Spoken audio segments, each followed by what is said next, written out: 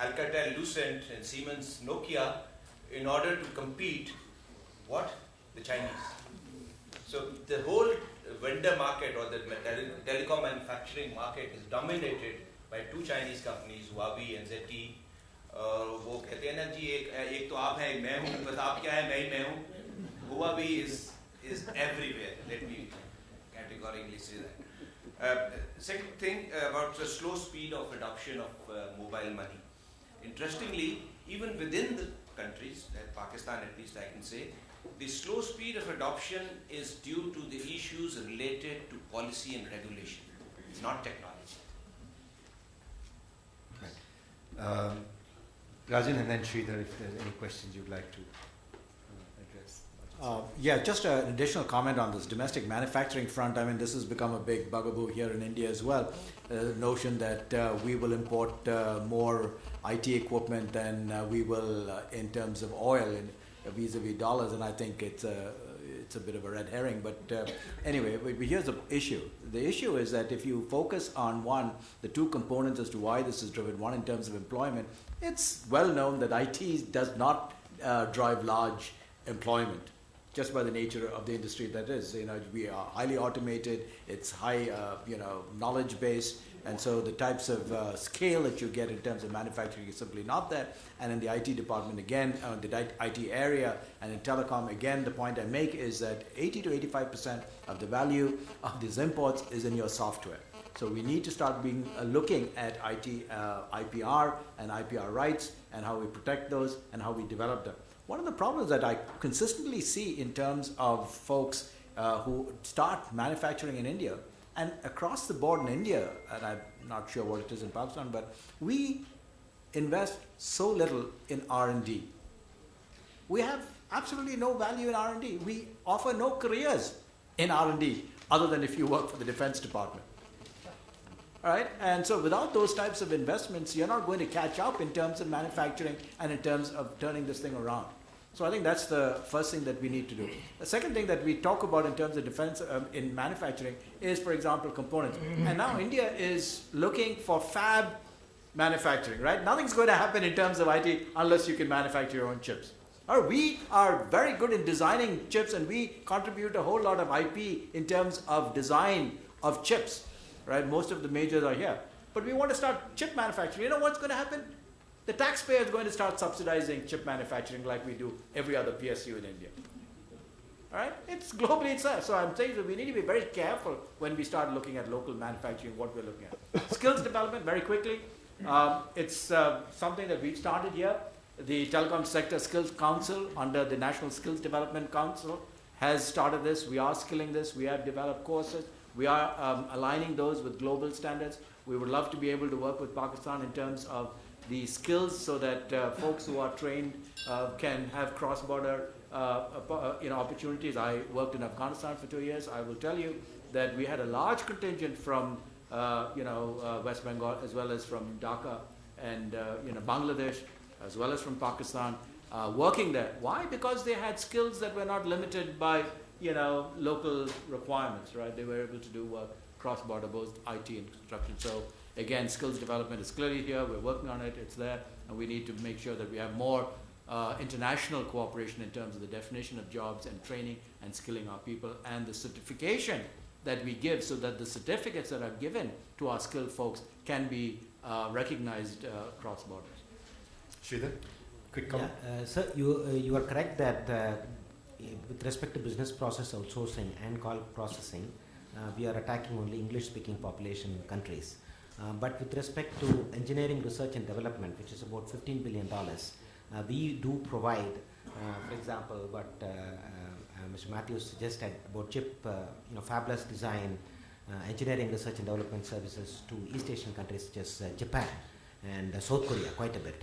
In fact, it's ironic that the latest report that I could get on the internet about Pakistan IT services is 2007 A.T. Kearney report, which basically compares Pakistan with India on equal footing.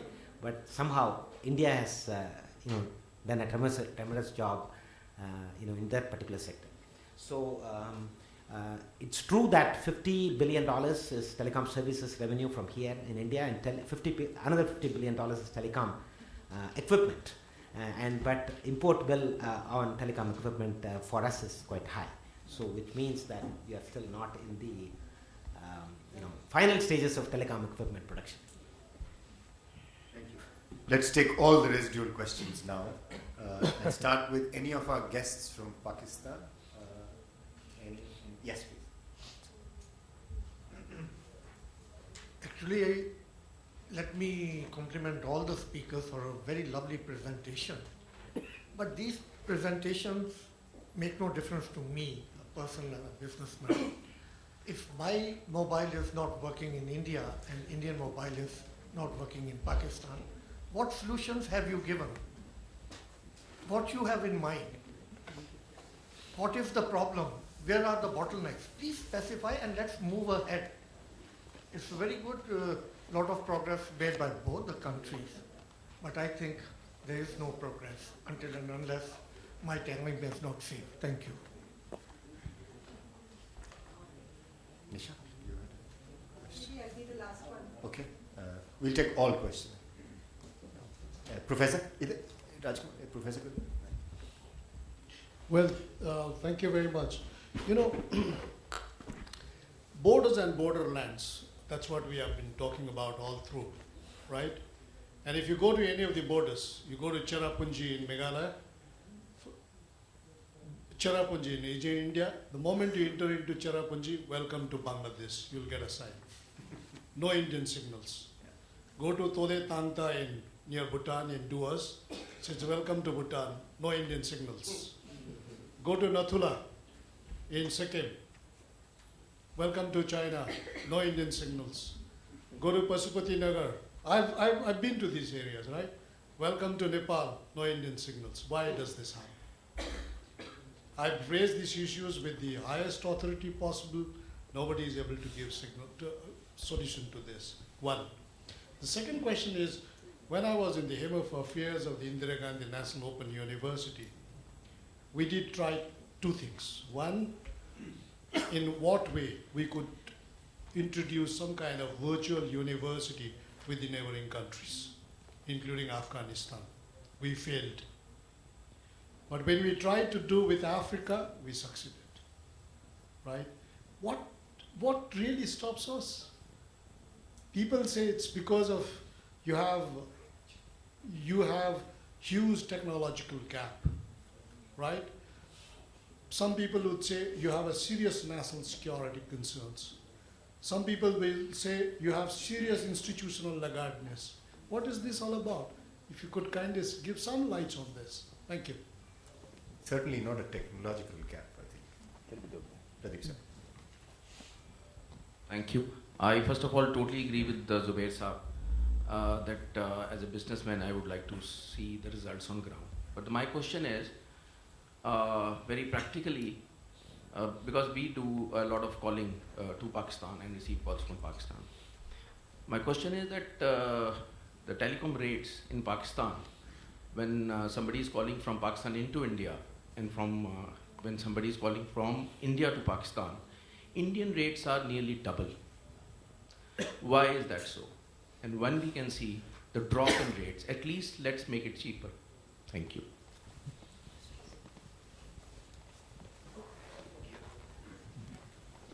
Thank you. My name is Yogendra Kumar, former ambassador. I must say that it was a very fascinating presentation, and I think that there is a lot of scope here, particularly for the younger generation, which doesn't carry the baggage that we carry. I think that's the main point to be highlighted. I just want to make one or two points. Prime Minister, when he went to Kathmandu for the SAARC summit, he talked about internet connectivity to the major universities and libraries, and also talked about telemedicine. So I'm wondering, at this present moment, what is the extent to which we have the digital infrastructure to support that kind of objective that the Prime Minister announced there? And he also announced the launching of the SAARC satellite, and I'm wondering as to where that will fit into the kind of digital infrastructure that you're talking about. And one or two small points. To what we talked also, as we know that the informal trade is twice or three times more than the formal trade. Does e-commerce feature in that? And if so, what is the volume and what is its rate of growth? And the last point is that I think this is also important. When it was mentioned that, we do talk about the internet and social media being used for either jihadist subversion or even when we talk about these concerns, is there a downside to this particular kind of cooperation we're talking about?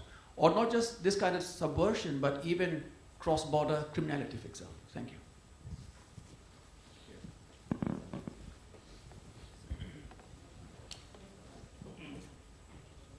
And then we'll take the last question. Thank you. So I'm thinking about ICT, telecoms and ICT in general as given the lots of speakers mentioned the lack of infrastructure, physical infrastructure, how can this be at least a temporary panacea in promoting greater trade and interaction in more broadly? What's the kind of low-hanging fruit in practical terms? Something that comes to mind very easily is, of course, the people-to-people interaction. And, we saw the Google ad, but we also had some ads earlier on Coca-Cola and, people putting their hands on both sides in shopping malls and virtually talking to each other. But facilitating youth interaction is an obvious way. And can we sort of have more of those kinds of virtual interactions? Because we know that one of the major problems between the regions, India, Pakistan, and the rest of the region as well, is the lack of knowledge about each other, lack of information. So practical ways to move this forward. Rajat spoke about the death of distance. I'm also thinking about, can ICT help to accelerate the death of scale economies, right? So now SMEs, how can we, because again, SMEs are there where you can facilitate more at kind of a people-to-people level. How can ICT help to promote trade between smaller enterprises, exports on both sides of the border?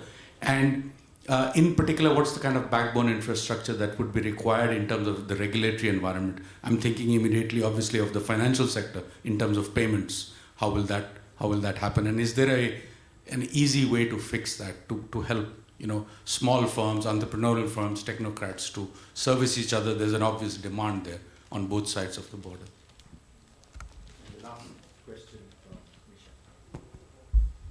This was truly an enjoyable session, and I realize now what we've missed in the last 3 years. And so don't think of this as a punishment, but we'd like to dedicate our next newsletter to telecommunication connectivity.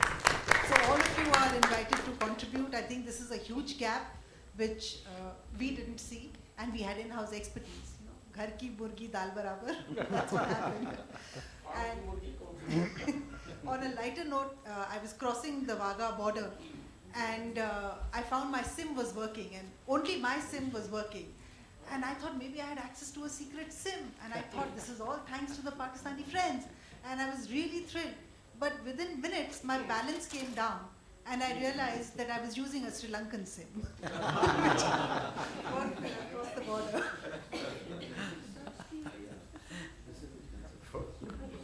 For a moment, I thought what I suspected all along in these last 3 years was actually correct, that you are indeed a Pakistani citizen.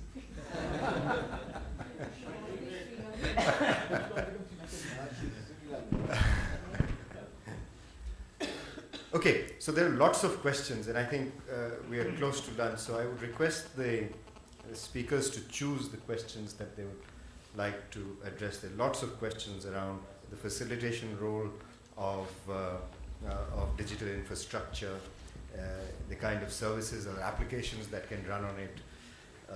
Roaming, of course, is an issue, and I think embedded in Nisha's question is also roaming charges. So I would, and settlement rates and termination rates are also, somebody asked about that. So may I request you to choose what you would wish to answer, and let me start from the order in which we started our presentations. Sridhar, would you like to kick off? Yeah, the first one is the calls from India to Pakistan, why are they higher than Pakistan to India? That has to do with the international settlement rate. International settlement rate in Pakistan, I suspect that's much higher than in India. India has one of the cheapest international settlement rates, termination rates. The second question about the contribution of digital economy to trades and services. It was the first time that McKinsey Global Institute actually looked at data communications as one of the parameters for defining trade across countries. So recently Facebook announced that they have generated about $23 billion in terms of trade because of Facebook interactions. Now the question is the quantifying these digital flows into economic value and monetizing that is still an art. So I'm actually working on one of the projects, but it looks like, if there is a way to monetize or, pinpoint economic value for the digital flows, then they still, they contribute quite a bit, at least to the digital economy of today. But that's work in progress. Just a couple of points. Yes, the termination rates are one thing. By the way, the TRAI is taking this into consideration. They will be coming out with a paper, and there will be a move to reduce that. So this is clearly on the cards. Interconnect rates on this side is 40 paisa, right? For this one, that's mandated by the TRAI. So we can't go above that. What is on the other side obviously can't be regulated by our regulator. So that is something that we should be able to talk to regulator to be able to fix. So on the interconnect side. So issue on terms of phones working, as long as you use a GSM phone, right, it works on both sides of the border. There's no particular issue. Now the point is that whose SIM card do you have? That's the issue. And one of the problems that we are facing with regard to border issues is that per our license conditions, there is a limit by which we can't build our towers on border areas for security reasons. That is why you can't, get close enough to the border to provide coverage in there. And the other is obviously terrain issues, right? So those two together are the reasons why we don't have too much of a coverage in our border areas, and we find so much where interference is now also a problem emanating. So that's the other area. I think those were the two that were there, right? Thanks, Rajat. Iftikhar sir? Yeah. About the border areas not having any signals. Well, there can be two situations. One is that you do have no signals, like in many places. The other is that you have a signal, but the neighbors complain that you are interfering. So, because the signals do not recognize any boundaries, and they tend to overflow. So, the tendency is to keep them within your country so that there is no interference, and that's probably the reason why you don't find any signals at the border crossing. But there are technical solutions available for that. Of course, one needs to invest money for that. I'm not sure if calls from India to Pakistan are cheaper. Is that what you said, sir? No, sir. Yeah. The other way around, right. Calls from Pakistan to India are at about 8 rupees PNR, and when we call from India to Pakistan, it's 15 rupees INR per minute, and one of the highest rates from India. So from India to Pakistan, they are more expensive. Okay. Much more expensive. Okay. This is something which, of course, is a topic for the two regulators. I wish both of them were here, as it was originally envisaged. We could have asked them directly. But anyway, I will try to ask somebody myself. Somebody said if there's an education network, universities. I don't know about India, but in Pakistan we have a network connecting all the public sector universities and the private sector universities who would like to join. It's called PERN, P-E-R-N, Pakistan Education Research Network. It's an optic fiber link. And lastly, low-hanging fruit. I think your question was answered yesterday by the gentleman who said, I have many friends in Pakistan on Facebook. I think social media is not being used more effectively in building Indo-Pakistan relations. It has got a tremendous potential. It cannot be underestimated. I don't know whether ICRIER has got a Facebook page. I think it would be worth it, at least for the younger participants. Why not? To promote friendship. I'm tempted to say here, Iftikhar Saab, the average age of the ICRIER is about 28. So we cannot but have a Facebook page. In that case, we should stop the website and have the Facebook page only. Right. Yeah, just a couple of small points. One is that, The ambassador, and I think there was another similar question about the knowledge networks, etc. I think the issue in both parts of the in both in India and Pakistan, of course, there are the university networks and various other networks. But of course, the issue is that most of this kind of activity, whether it's in education, health, etc., is an ecosystem issue. You know, you obviously need the networks, the physical networks, you need the technology, the devices, the content, the access to that content, and a whole lot of other things. And in fact, this could be a very important area for actually collaboration to help build the ecosystem so that these services can grow. This is not something that only technology or only business per se will help. So that is one point. And I think the point made about the roaming, or not roaming, the cross-border call rates, I think again is a very important piece of agenda for a group like this, because I think quite often it is missed that regulators can actually, or regulation, let's say, can cause impact on other people's rates. In this case, it would seem that the termination rates in Pakistan being higher is in fact the price that we pay to call them. Indeed, that used to be the case earlier. That was the complaint of Western countries when they used to call India, because termination rates to India and most developing countries were extremely high. So it was far more expensive for Western users to call India because the Indian operators, which were monopolies. But the other thing is also whether, if there are issues relating to competition, then clearly our regulators need to deal with it. If it so happens that only some operators are charging higher than others, then that may not necessarily be something you can blame on the other side's regulation, quote unquote. And the other thing is also that sometimes, especially in wireless, something almost trivial, that wireless reception depends on so many different things, from how far you are from the tower that your operator has, the kind of device you have, the kind of, are you behind a hill, are you in a basement, etc. So sometimes what looks like a more national or regional problem is probably related to the circumstances or the environment in which you are using wireless. In fact, somebody the other day told me that, in fact, a very senior official of one of the telecom companies told me that when he was in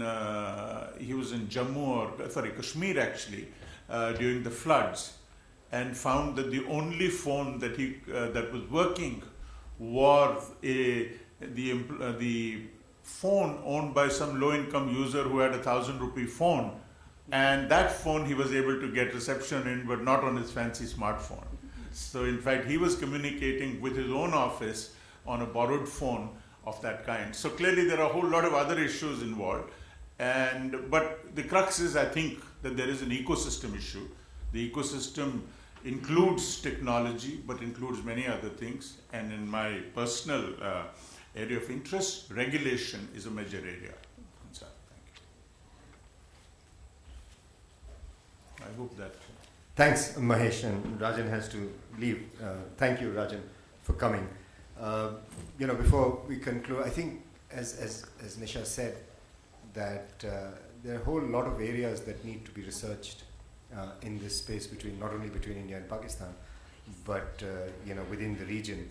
A couple of areas that have come up, and I'd just like to mention them before closing, is kind of low-hanging fruit in terms of research, which is roaming charges, and regulation, as Mahesh said. Often regulation for a country has cross-border effects, and we could look at, how do you create a forum in which you can try and leverage the benefits of technology and provide the benefits of low costs or low prices to customers, which will in itself expand the market. So roaming is clearly one thing, and we need to address, and Rajan had alluded to it, and I had also mentioned it in the opening remarks. I mean, this is something that keeps coming up whenever you talk about India and Pakistan. And Rajan mentioned, there are instruments to look at security issues. And in case there is a security issue, is banning or prohibiting roaming or non-utilization of spectrum on either sides of the border by operators, cross-border operators, is that the correct security instrument to use if you want to, control the spread of messaging amongst, unsocial groups? Iftikhar Saab also actually talked about this when he was talking about the Chinese example. And we've had this experience in India as well, where Huawei and ZTE, because of their increasing competitiveness, was selling at 1/10 the price of incumbent European and United States hardware equipment manufacturers.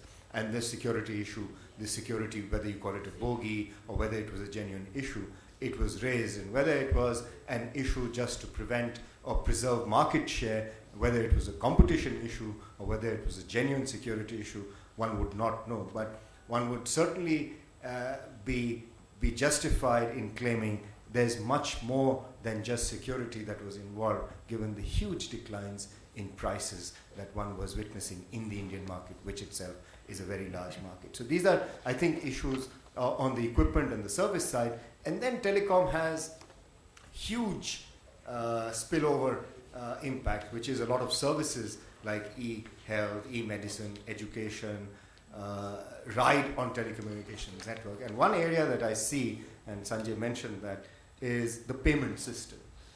How can we have a more efficient payment system in the absence of bank branches in the two countries? And as Mahesh said, this is an area to be researched.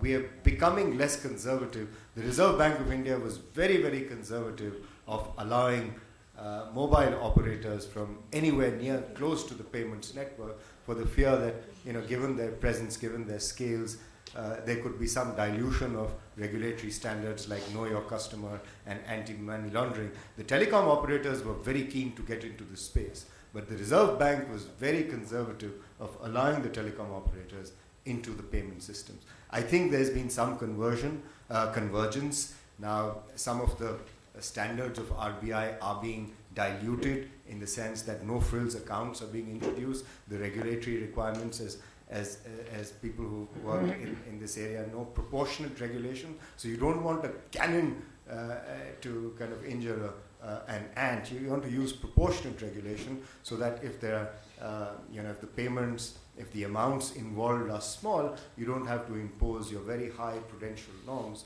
on those payment systems. So there is some amount of pushback, some dilution of those standards, proportionate regulation, so that you can have, technology can serve to enhance the scope of the market and introduce payment systems for the benefit of both small and medium enterprises and individual citizens who don't have access to branches in the normal course of event, and rolling out branches are very expensive. So I think it's not a moment too soon that telecom has been introduced as a session in Indo-Pakistan trade normalization, and I think there is lots of work to be done. As I said, immediately low-hanging fruit on roaming and cross-border regulationary effects, but also larger issues relating to how businesses can leverage the existence of telecom networks to deliver more efficient services across the borders. And estimating, as somebody said, what is the size of the e-commerce pie between the two countries? I haven't a clue, but it would be worth looking at. What is the number, what is the data, and what is it likely to grow to? Is completely, in the dark. So it would be nice to get those numbers in the interest of just knowing what it is, and in the interest of then devising sensible policy around it.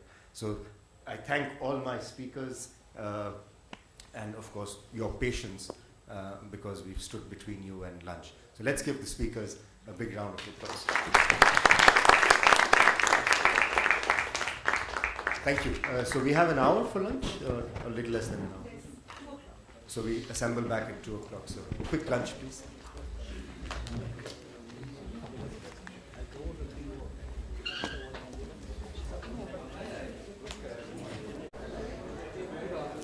May I request all the panelists to please come to the head table? Akshay.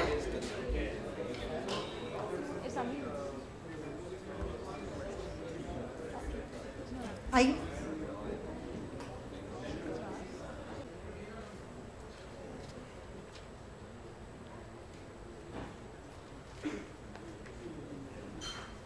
back. We have a very interesting session ahead, something which is extremely crucial for advancing this agenda which we have been discussing for the last 1.5 days. I think it's extremely important for any bilateral relationship that we have a very smooth process for granting of visa. And I think this is important, particularly in this context, because and number of different kinds of experiences people have. 2 weeks back, when I had to travel to Islamabad for a meeting which was convened by SDPI, the application was made just a day before, and within half a day visa was granted. So I had an excellent personal experience, which was my first visit to Pakistan. So that was extremely interesting. But I have also heard several experiences on either side of Wagah border where people are returned from both sides. So I think we have all sets of different experiences altogether. But it is, I think, all the more important for us to see how issues evolve. Now that within the SAARC framework, as has been discussed, there are different proposals on table. Prime Minister's statement in Kathmandu was extremely evident to the fact that there is commitment for partnership. There is a sort of looking forward on how trade, investment and tourism related linkages come in a strong way, and how we facilitate the process. After 2012 bilateral understanding on streamlining the visa process, the issues came up at a multilateral platform. So how bilateral intentions and commitments are reinforced through the multilateral platform, I think is extremely pertinent. To discuss some of these issues, I have a very accomplished panel. The details are there with you in the program and also in the CVs which are circulated. I'm now joined by Mr. Ali, Chairman of Nestle Pakistan. We also have Atindra Sen, former Director General, Bombay Chambers of Commerce and Industry.